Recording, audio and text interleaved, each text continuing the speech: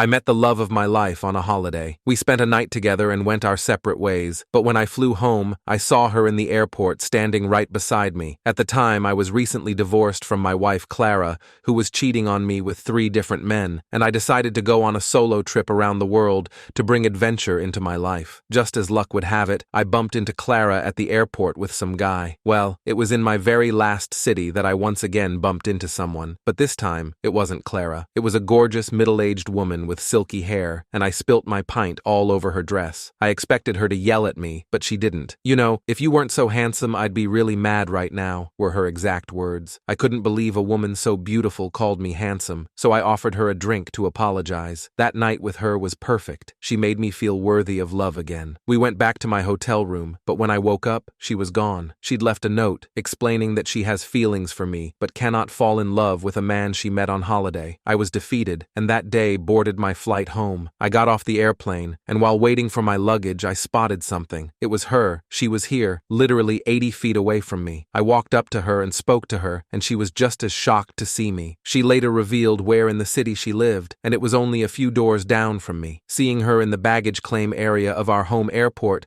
felt like some kind of joke. We both laughed at the absurdity of it. How we never shared with each other where we lived during our night together was wild, but bumping into each other was comically absurd. Out of all the people in all the cities, we lived just a few doors down from each other. It felt like one of those stories you hear that people tell at weddings about how fate or destiny brought them together. Except, this was my life now, and I didn't really believe in that sort of thing, not after what had happened with Clara, but something about seeing her again made me want to believe. After we both collected our bags, we decided to share a cab home. We started talking. I learned that she was into art. She mentioned how Prague had been a dream destination for her because of its architecture and museums. I could tell she was passionate about it, but she didn't say much about what she did for a living. I kept my own story vague. I told her I'd needed a break from everything back home, that Prague had been a kind of escape for me. I didn't go into detail about Jenna or the divorce, just mentioned that life had been tough lately. She didn't press, and I was grateful for that. She mentioned she was trying to make some changes in her life, get out more, meet new people, and find a balance between work and everything else. I could relate to that. As the cab neared her place, we both watched the city lights pass by. When we finally pulled up to her building, she told me to call her and gave me her number. Over the next few days, I couldn't stop thinking about her. I found myself reaching for my phone more than once. I wanted to text her, but did not know what to say. It was strange. I barely knew her, but I felt this connection with her that I couldn't explain. And maybe that was just because she was the first person who'd made me feel something other than pain in a long time. But whatever it was, I couldn't shake the feeling that I needed to see her again. Finally, after a few days of debating with myself, I texted her. I asked her if she wanted to grab coffee sometime, and her response was almost immediately. She said she'd love to, and asked if I was busy the next morning. I hadn't been a morning person in years. Clara used to joke about how I was a permanent night owl, but for her, I'd make an exception. The next morning, I met her at a little coffee shop near our neighborhood. She was already there when I arrived. She was sitting by the window with a cup of tea in her hands. She looked up and smiled when she saw me, and just like that, the nerves I'd been feeling all morning vanished. I asked to join her, and we talked for a while about work, life, and our shared love of travel. The conversation flowed easily, and it felt like no time had passed at all since Prague. But as the conversation went on, I started to realize just how different our lives were. She was a morning person, for one. She woke up at 5:30 a.m. every day, did yoga, went for a run, and then started her workday by 8:30. She ate clean, worked out regularly, and had a strict routine that she followed religiously. I was the complete opposite. I liked to sleep in, eat whatever I felt like, and my idea of exercise was taking the stairs instead of the elevator. But despite our differences, I found myself drawn to her even more. Over the next few weeks, we started seeing each other more often. We'd go for coffee, grab dinner, or just hang out at one of our apartments. And the more time I spent with her, the more I started to fall for her. She was everything I didn't know I needed. She was funny, smart, caring, and driven. But as we got closer, those differences between us started to become more clear. It started with little things, like when she'd invite me to join her for a morning run, and I'd laugh it off, saying I wasn't a morning person, or when she'd suggest we cook a healthy dinner together, and I'd joke about ordering takeout instead. At first, it was just playful banter, but as time went on, I could tell it was starting to bother her. One weekend, she invited me to a wellness retreat she was attending. She was really excited about it, saying it would be good for both of us to disconnect, recharge, and focus on our health. But I had already made plans with some friends to go to a party that weekend. This was a rare chance to catch up with people I hadn't seen since the divorce. You know how hard it is as an adult to get all your friends' schedules to line up for a weekend. When I told her I couldn't go,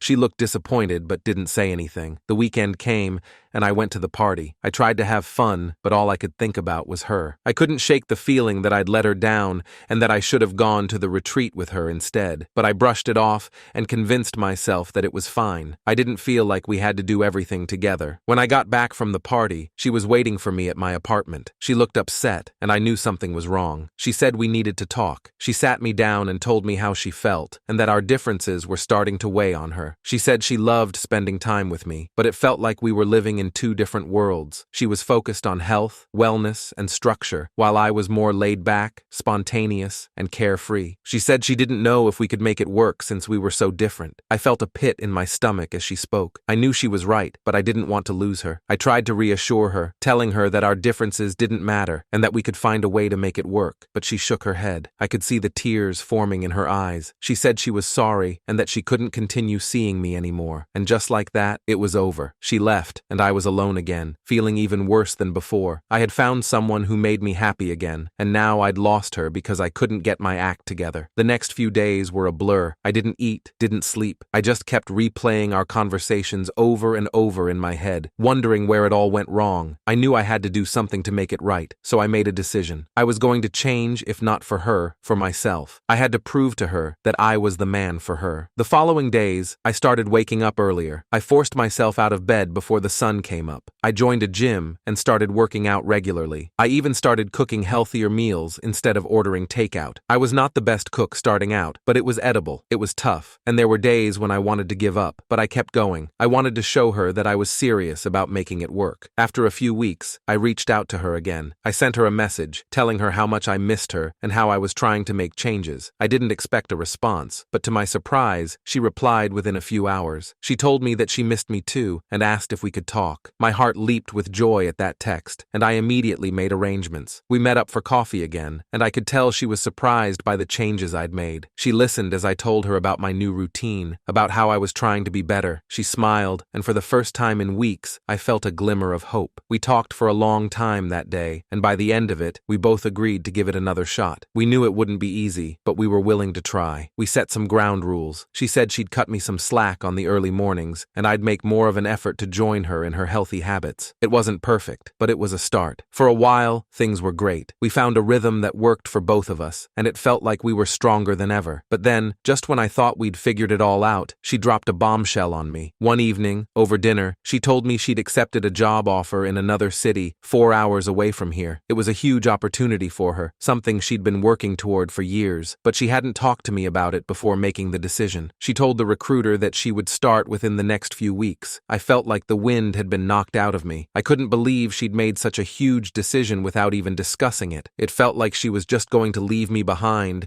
and that everything we'd been working toward didn't matter in her eyes. I changed so much for her, and now she is going to pursue her dreams. I didn't want to be selfish, but I couldn't help but feel hurt knowing she'd drop everything that we built together. I didn't know what to say. I just sat there, staring at her, trying to process what she'd just told me. Finally, she broke the silence. She apologized and realized that she should have talked to me about it first, and explained that she didn't want to hold herself back. I understood where she was coming from. I knew how important her career was to her, but it still hurt. I felt like I wasn't even a factor in her decision, and she didn't care if I was part of her future or not. But as much as it hurt, I knew I couldn't let this be the end of us. We'd already been through so much together, and I wasn't ready to give up on her. So, I swallowed my pride and told her how I felt. I told her that I wanted to support her, but needed to know where we stood. She started crying, and it broke my heart to see her like that. She told me she was sorry, that she hadn't meant to hurt me, and that she wanted to find a way to make it work. We talked it through, and by the end of the night, we both agreed that we didn't want to lose each other. It wasn't easy, but we figured out a plan. We decided to do long distance for a while, see how things went, and then reevaluate. It wasn't ideal, but it was better than the alternative. As we talked, I realized just how much she meant to me. She wasn't just someone I cared about. She was the person I wanted to spend the rest of my life with. So, I decided to take a leap of faith. A few months after her move, I planned a surprise trip to Prague. I wanted to take her back to the place where it all started, where we'd first met. It felt like the perfect way to show her how much she meant to me, and to remind us both of the connection we'd shared from the very beginning. On the last last night of our trip, I took her back to that little bar where we'd first met. We ordered drinks, and as we sat there, reminiscing about our first encounter, I felt my heart pounding in my chest. I reached into my pocket